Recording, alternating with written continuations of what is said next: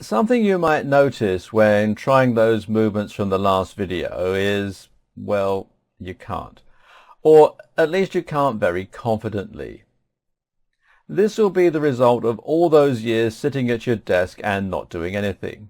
So, how do you get back some basic mobility and learn to move properly again? One thing that can help a great deal is to practice stretching, in which case you'll be able to regain your full range of motion. So, how do you go about doing that?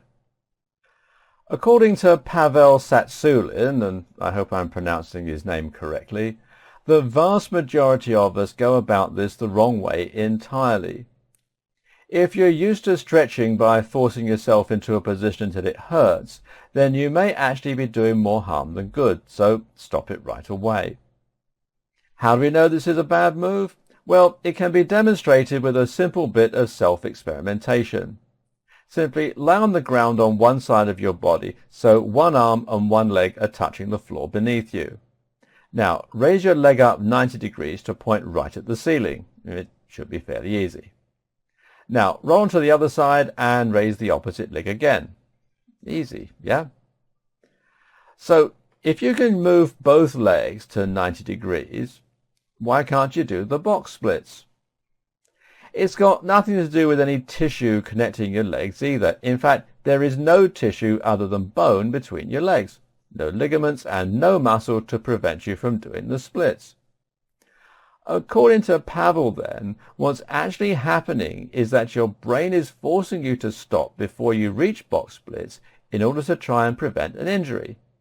Again, it comes down to the fact that you don't normally utilize this amount of flexibility, which teaches your brain and your body that it's bad news.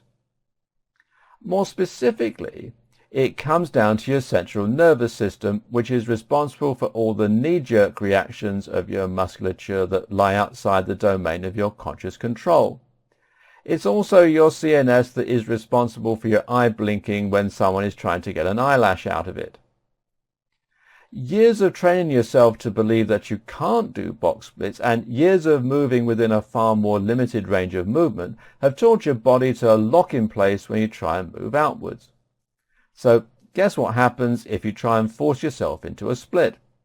That's right, your body fights back by tensing up your muscles and making it even more difficult. And you further teach your body that it can't go into that position. Instead then, the better technique is to much more gently ease yourself into these positions and then to actively relax your body as much as possible. Move to the point where it just starts to hurt and then relax your body as much as possible. The more you do this, the more you'll remove that knee-jerk reaction and you'll regain your natural flexibility. Note that you shouldn't use this kind of training for your back, so don't use it when touching your toes. We're actually meant to be limited in some of our movements, and if you override this, it can lead to injury. But for movements involving the legs and the arms, this technique can be highly useful, and many people find it helps them to regain their movement in no time at all. For the back, meanwhile, yoga can be an incredible tool for improving your ability to move. In fact, yoga is something that pretty much everyone should do, and if you combine it with the techniques recommended by Pavel and a training program full of compound lifts, you'll be on your way to increased mobility in no time. And don't get this twisted. If you're thinking now that stretching isn't going to make much difference to you or that somehow it's for girls, then you've got another thing coming. If you feel tired and lethargic or if you feel stiff, then you need stretching. Stretching will not only help you to remove pain and discomfort, it will help you to feel far more full of childlike energy than you have done for years. You'll find you're faster and more mobile and more ninja-like in general. Stretching makes us stronger. Studies show that people who stretch regularly are able to lift heavier weights, which probably is because the muscles and ligaments themselves present less resistance when they try to lift. In other words, they're not fighting their own body as well as the weights. But note that you actually shouldn't stretch just prior to a workout. Contrary to popular belief, this actually makes you weaker and more prone to injury by removing some of the tension that keeps your muscles in place and where they should be. Stretch after workouts or as part of a separate program performed on its own. Meanwhile, you should also look into self-myofascial release. Now, this is another health fad that's found its way into the gym that's nevertheless something that you should pay attention to. Self-myofascial release is what you might also know as foam rolling, although you can also use a tennis ball.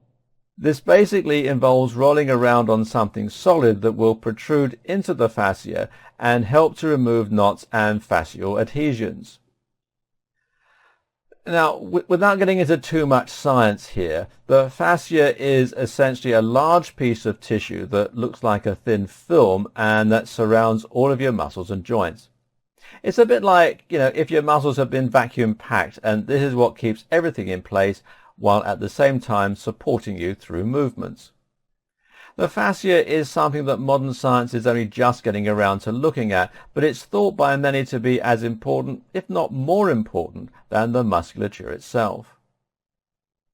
When you contract your muscle, your brain sends impulses through your central nervous system. Once these impulses reach your motor end plates, they release calcium, amongst other things, to tell the fibers to begin contracting.